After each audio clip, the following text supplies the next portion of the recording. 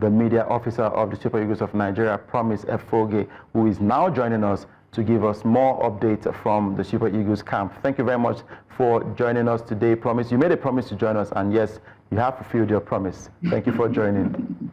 I see what you did there with my name. Exactly, exactly. And the Super Eagles of Nigeria have also promised us a World Cup ticket, and I hope they will live to their expectations. Give us more updates on what's happening in camp.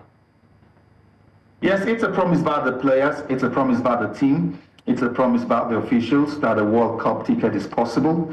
And in football, you never say never. You know, I often would say football is like biscuit, you never know where it can crack. And would you believe that after 4 games, the Super Eagles will only have 3 points and be 5th of 6 teams in the group? Nobody saw that coming. When the World Cup qualifier draws were held some time ago, we all thought, it would be a stroll to the ticket for the Super Eagles, but that's football for you. But the good news is that the team, the players have been able to realize the fact that, hey, we are in a terrible position, and it's about time we begin to recollect. It's about time we begin to, gain speed and overtake those teams that are in front of them at the moment. The teams in our World Cup qualifier groups are the same teams, that we toppled in the AFCON qualifiers to pick the AFCON ticket. Rwanda, who is on top of the World Cup qualifiers, did not qualify for the AFCON from the same group where we had the Super Eagles of Nigeria.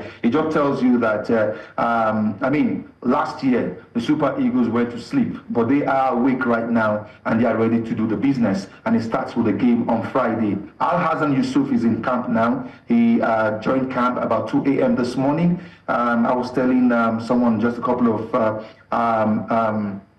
minutes ago on a radio show that we should cut the players some slack. Traveling all the way from the US to Kigali wasn't easy for him. We know how difficult it is making travelings from diaspora to Africa. A lot of stoppages, a lot of hours wasted in transit and all of that. But what is most important is the fact that he is in the Eagles camp, and the coach has the complement of all 23 players to work with at the moment.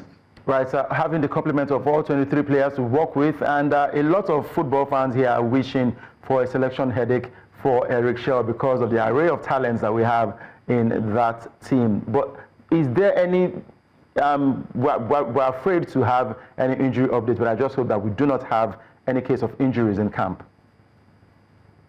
Well, this game is very important, and so even the players themselves are very careful, and the coaches as well are very mindful in the way the training schedule is carried out. From now till match day, it's just 1 training session per day. Because it's not off season. The season is on at the moment, and these players have been playing for their clubs across Europe, those in Asia, those in America and all of that. They are all active for their clubs. And so the coaches are ensuring that training is conditioned in a way that the players are not stretched beyond their limits before match day. And so there wouldn't be any reason to worry about injuries. At the moment, no one is injured. No one will be injured before, during, and after match day on Friday. Exactly. I would also love to get your thoughts on yesterday. The coach had to shut out media from being a part of the training session. And also, what is that about the bed space, having to collapse the beds for 2 players to share 1 bed? All right, let me start with the last part of your question. Olaino posted that video, and he was just having fun. He was just having fun. He wasn't complaining. The Radisson Blue Hotel where the Eagles are camped is one of the biggest hotels in Rwanda. Of course, we know that Rwanda is a tourism destination in Africa, one of the best in Africa. And Radisson Blue Hotel, where the Eagles are, is one of the best hotels in this country. And so in terms of the facility, in terms of the infrastructure in the Eagles camp, it is 5-star. What you saw was a case whereby it's a double bed. It's a double bed that was joined together. Yeah. And I think hotel staff forgot to separate the beds. What you saw, you know, it's two beds joined into together. one. Yeah. All right. The hotel staff should have separated the beds before the players came into the room, you know, and that has been done. Okay. And what we saw the player do, he was just having fun, nothing serious. And the negative narrative that was being peddled in the aftermath of that is completely unnecessary. Very, very unnecessary. Thank you very much for clearing the air right there, because yes, we did see that video, and of course we knew that it was a double bed. And I was also telling a colleague that, look, if these players decide to separate the beds, they will not be on their wrongs, and you've come out to clear the air. We'll say thank you very much for that one. Now, what time would the players be on pitch to train today? And are we expecting the media to cover that as well, or would they be shut out like yesterday? Yeah, you talked about Eric Chelle shutting the media out yesterday. Yes, I had that conversation with him, and he said it is his first session with the boys. You know, he's never coached Nigeria before. This is his first, I mean, that was his first session with the Nigerian players, and he felt he needed privacy.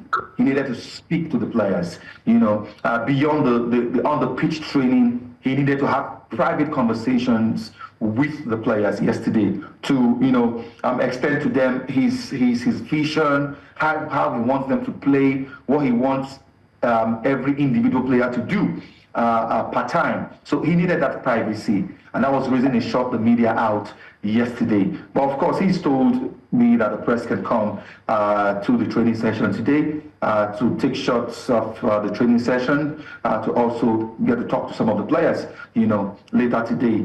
Training will commence at about 4 p.m. local time. That's 5 p.m. in Nigeria. And so the players will be converging in a bit. They are right now in a meeting with Coach Eric Chelle, and after that meeting, everyone will be in bus and off to the Amahoro Stadium for training.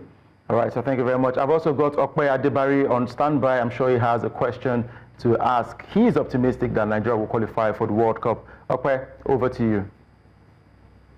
All right, Promise, from the outside, it seems to be that the team has good camaraderie. It seems to be that the vibe there is right. I mean, the players started arriving as early as Monday, if I'm not mistaken. But from your own opinion, you are there right there in Kigali, Rwanda. What is the atmosphere in the camp like? How are the players like? Are they excited to be working under Eric Chelle? And are they excited to, you know, help Nigeria get that ticket to the World Cup in 2026? Players started arriving Sunday, not even Monday. Victor Osimhen was here on Sunday. He played on Friday for Galatasaray, where he scored a hat-trick. He was in Rwanda on Sunday. And then I had more players coming early Monday morning, thereabout, and then Tuesday, there was a full house. And we had 22 players in training yesterday. So I think that just explains to us that when players sometimes arrive camp late, you know, there may be reasons beyond their control why that happened, you know. However, on this very occasion, the players understand what the task is. They know what World Cup qualification is. You take a look at the current squad. How many of them have tasted World Cup action before? Perhaps maybe one or two, thereabout, or perhaps only the captain, Efoghe, who's tasted World Cup action. The other players are young players. They've never played at the World Cup. They know the World Cup is opium. The World Cup is the biggest level as far as world football is concerned. They want to be at the World Cup as much as you want Nigeria to be at the World Cup. They want to be at the World Cup as much as the fans want the flag of Nigeria to be hoisted at the World Cup next year. I mean, it's a big boost to their football career as well. And so they understand the importance of this. They know what the assignment is. And collectively, individually, everyone is looking forward to picking the 6 points in March and then step up the table and get the job concluded during the next window sometime in September and October. All right, thank you very much, Promise Efoghe, for joining us and giving us that update from camp. And yes, Nigerians are optimistic. We are believing in the Super Eagles of Nigeria that they will shine, they will fly again, and that they will get the 2 vital wins to give us 6 points and revive our hopes of qualifying for the World Cup. Thank you, Promise, for joining.